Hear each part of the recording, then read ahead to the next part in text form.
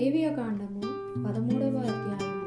మరియు యెహోవా మోషే అహరోనులకు ఇలాగు సెలవిచ్చెను. ఒకని దేహ చర్మమందు వాపు గాని పక్కు గాని నిగనిగలాడు మచ్చగాని ఉండి వాని దేహ చర్మమందు కుష్టు పొడ వంటిది కనబడిన ఎడల యాజకుడైన అహరోను నొద్దకైనను యాజకులైన అతని కుమారులలో ఒకని యొద్దకైనను వానిని తీసుకొని రావలను. ఆ యాజకుడు వాని దేహ చర్మమందున్న ఆ పొడను చూడగా ఆ పొడ యందలి వెంట్రుకలు తెల్లవారిని ఎడలను ఆ పొడ అతని దేహ చర్మం కంటే పల్లముగా కనబడిన ఎడలను అది కుష్టు పొడ. యాజకుడు వాని చూచి అపవిత్రుడని నిర్ణయింపవలెను. నిగనిగలాడు మచ్చ చర్మముల కంటే పల్లము కాక వాని దేహ చర్మమందు తెల్లగా కనబడిన ఎడలను దాని వెంట్రుకలు తెల్లబారకున్న ఎడలను ఆ యాజకుడు 7 దినములు ఆ పొడగల వానిని కడగా ఉంచవలెను. 7వ నాడు యాజకుడు వానిని చూడవలెను. ఆ పొడ చర్మమందు వ్యాపింపక అట్లే ఉండిన ఎడల యాజకుడు మరి 7 దినములు వానిని కడగా ఉంచవలెను. 7వ నాడు యాజకుడు 2వసారి వారిని చూడవలెను. అప్పుడు ఆ పొడ చర్మమందు వ్యాపింపక అదే తీరున ఉండిన ఎడల యాజకుడు వానిని పవిత్రుడని నిర్ణయింపవలెను. అది పక్కే. వాడు తన బట్టలు ఉదుకుకొని పవిత్రుడగును. అయితే వాడు తన శుద్ధి విషయము యాజకునికి కనబడిన తర్వాత ఆ పక్కు చర్మమందు విస్తారముగా వ్యాపించిన ఎడల వాడు 2వసారి యాజకునికి కనబడవలెను. అప్పుడు ఆ పక్కు చర్మమందు వ్యాపించిన ఎడల యాజకుడు వాడు అపవిత్రుడని నిర్ణయింపవలెను. కుష్టుపొడ ఎవనికి కలిగిన ఎడల యాజకుని యొద్దకు వానిని తీసుకుని రావలను. యాజకుడు వాణ్ణి చూడగా తెల్లని వాపు చర్మమందు కనబడిన ఎడలను అది వెంట్రుకలు తెల్లబారిన ఎడలను వాపులో పచ్చి మాంసము కనబడిన ఎడలను అది వాని దేహమునందు పాతదైన కుష్ఠము గనుక యాజకుడు వాడు అపవిత్రుడని నిర్ణయింపవలెను. వానిని కడగా ఉంచకూడదు. వాడు అపవిత్రుడు. కుష్ఠము చర్మమందు విస్తారముగా పుట్టినప్పుడు యాజకుడు చూచినంత వరకు ఆ పొడగల వాని తల మొదలుకొని పాదముల వరకు కుష్ఠము వాని చర్మమంతయు వ్యాపించి ఉండిన ఎడల యాజకుడు వానిని చూడవలెను. ఆ కుష్ఠము వాని దేహమంతటా వ్యాపించిన ఎడల ఆ పొడగలవాడు పవిత్రుడని నిర్ణయింపవలెను. వాని ఒళ్ళంతయు తెల్లబారెను. వాడు పవిత్రుడు. అయితే వాని ఇంట పచ్చి మాంసము కనబడు దినమున వాడు అపవిత్రుడు. యాజకుడు ఆ పచ్చి మాంసమును చూచి వాడు అపవిత్రుడని నిర్ణయింపవలెను. ఆ పచ్చి మాంసము అపవిత్రమే, అది కుష్ఠము. అయితే ఆ పచ్చి మాంసము ఆరి తెల్లబారిన ఎడల వాడు యాజకుని యొద్దకు రావలెను. యాజకుడు వారిని చూడగా ఆ పొడ తెల్లబారిన ఎడల యాజకుడు ఆ పొడ పవిత్రమని నిర్ణయింపవలెను. వాడు పవిత్రుడు.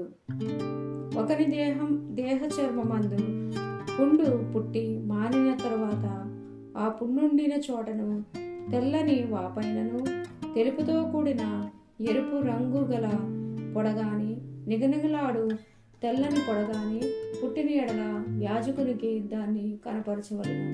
యాజకుడు దాన్ని చూచినప్పుడు అతన్ని చూపునకు అది చర్మము కంటే పల్లముగా కనబడిన ఎడల దాని వెంట్రుకలు తెల్లబారి ఉండిన ఎడలను యాజకుడు వాడు అపవిత్రుడని నిర్ణయింపవలెను. అది ఆ పుంటి వలన పుట్టిన కుష్టిపొడ. యాజకుడు దాన్ని చూచినప్పుడు దానిలో తెల్లని వెంట్రుకలు లేకపోయిన ఎడలను అది చర్మము కంటే పల్లము కాక కొంచెము నయముగా కనబడిన ఎడలను యాజకుడు 7 దినములు వాణ్ణి ప్రత్యేకముగా ఉంచవలను. అది చర్మమందు విస్తారముగా వ్యాపించిన ఎడల యాజకుడు వాడు అపవిత్రుడని నిర్ణయింపవలను. అది కుష్టుపొడ. నిగనిగలాడు పొడ వ్యాపింపక అట్లే ఉండిన ఎడల అది దద్దురు. యాజకుడు వాడు పవిత్రుడని నిర్ణయింపవలను.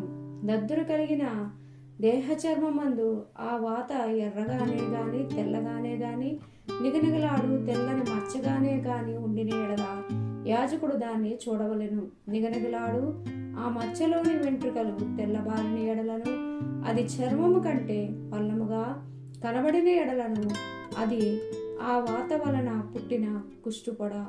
యాజకుడు వాడు అపవిత్రుడని నిర్ణయింపవలను. అది కుష్టము.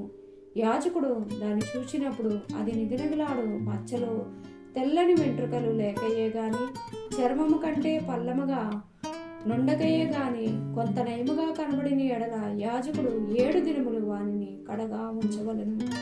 7వ నాడు యాజకుడు వాని చూచినప్పుడు అది చర్మమందు విస్తారముగా వ్యాపించిన ఎడల వాడు అపవిత్రుడని నిర్ణయింపవలను. అది కుష్టమే. అయితే నిగనిగలాడు మచ్చ చర్మమందు వ్యాపింపక ఆ చోట ఉండి కొంచెము నయముగా కనబడిన ఎడల అది వాతపు వాపే. వాడు పవిత్రుడని యాజకుడు నిర్ణయింపవలను. అది వాతపు మంటయే.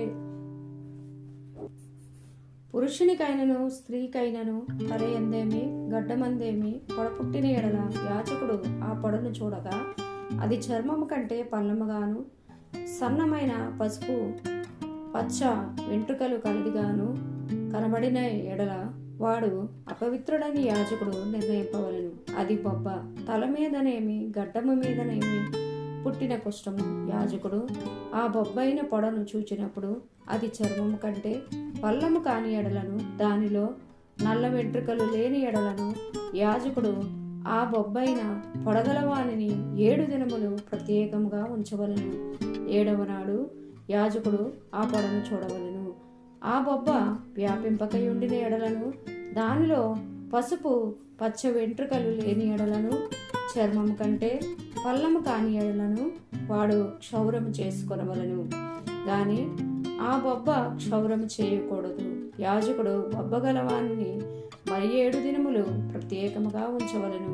7వ నాడు యాజకుడు ఆ బొబ్బను చూడగా అది చర్మమందు బొబ్బ వ్యాపింపక చర్మము కంటే పల్లము కాక ఉండిన ఎడల యాజకుడు వాడు పవిత్రుడని నిర్ణయింపవలను.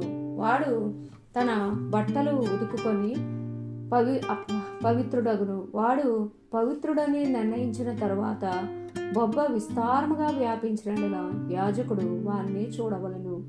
అప్పుడు ఆ మాద వ్యాపించి ఉండిన ఎడల యాజకుడు పసుపు పచ్చ వెంట్రుకలను వెతకనక్కరలేదు. వాడు అపవిత్రుడు. అయితే నిలిచిన ఆ మాదలో నల్ల వెంట్రుకలు పుట్టిన ఎడల ఆ మాద బాగుపడెను. వాడు పవిత్రుడు. యాజకుడు వాడు పవిత్రుడని నిర్ణయింపవలెను. మరియు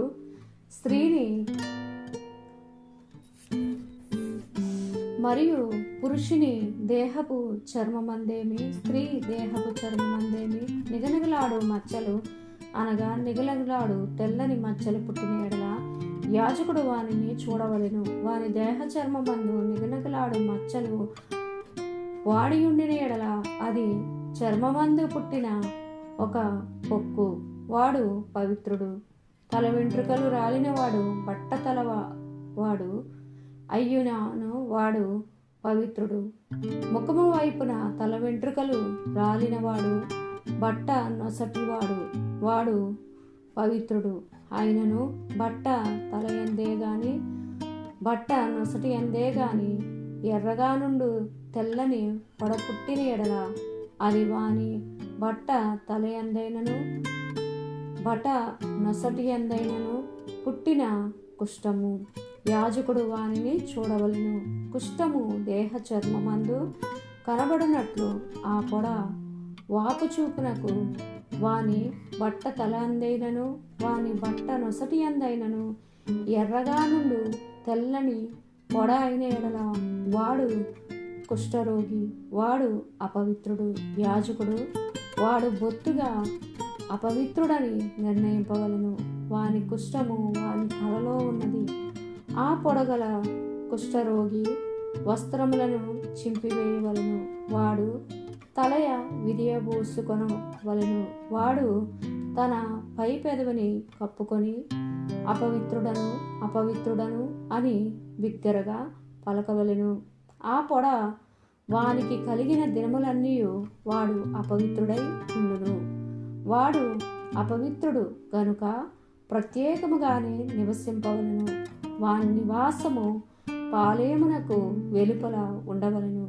మరియు కుష్టుపొడ వస్త్రమందు కనబడినప్పుడు అది గొర్రె వెంట్రుకల బట్ట ఎందేమి, నార బట్ట ఎందేమి, నారతోనే గాని వెంట్రుకలతోనే గాని నేసిన పడుగునందేమి, పేక ఎందేమి, తోలునందేమి, తోలుతో చేయబడిన ఏ ఒక వస్తువునందేమి పుట్టి ఆ పొడ ఆ బట్ట ఎందేమి, ఆ తోలునందేమి, ఆ పేక ఎందేమి, తోలుతో చేయబడిన వస్తువందేమి పచ్చదాలుగానే గాని ఎర్రదాలుగానే గాని కనబడిన ఎడల అది కుష్టుపొడ. యాజకునికి దాన్ని కనపరచవలెను. యాజకుడు ఆ పొడను చూచి పొడగల వాటిని 7 దినములు ప్రత్యేకముగా ఉంచవలెను. 7వ నాడు అతడు ఆ పొడను చూడవలెను. అప్పుడు ఆ వస్త్రమందు అనగా పడుగునందే గాని పేక ఎందే గాని తోలునందే గాని తోలుతో చేసిన వస్తువునందే గాని ఆ పొడ వ్యాపించినడల అది కొరుకుడు కుష్టము, అది అపవిత్రము. కావున అతడు ఆ పొడ దేనిలో ఉన్నదో ఆ వస్త్రమును నారతోనేమి వెంట్రుకలతోనేమి చేసిన పడుగును పేకను తోలుతో చేసిన ప్రతి వస్తువును అగ్నితో కాల్చివేయవలను. అది కొరుకుడు కుష్టము, అగ్నితో దాన్ని కాల్చివేయవలను.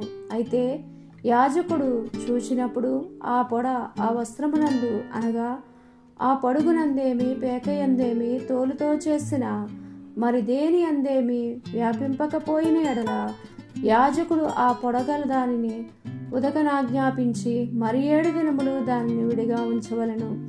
ఆ పొడగల దానిని ఉదికిన తరువాత యాజకుడు దాన్ని చూడవలెను. ఆ పొడ మారకపోయినను వ్యాపింపకపోయినను అది అపవిత్రము. అగ్నితో దాన్ని కాల్చివేయవలెను. అది లోవైపున గాని పైవైపున గాని పుట్టినను కొరుకుడు కుష్టముగా ఉండును.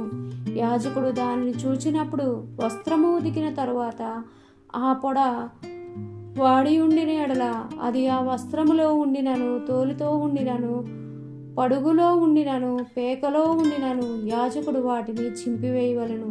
అటు తరువాత అది ఆ వస్త్రమందే గాని పడుగునందే గాని పేక ఎందే గాని తోలుతో చేసిన దేని అందే గాని కనబడిన ఎడల అది కొరుకుడు కుష్టము. ఆ పొడ దేనిలో ఉన్నదో దానిని అగ్నితో కాల్చివేయవలను.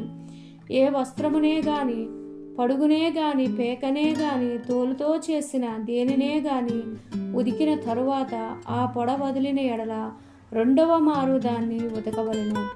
అప్పుడు అది పవిత్రమగును.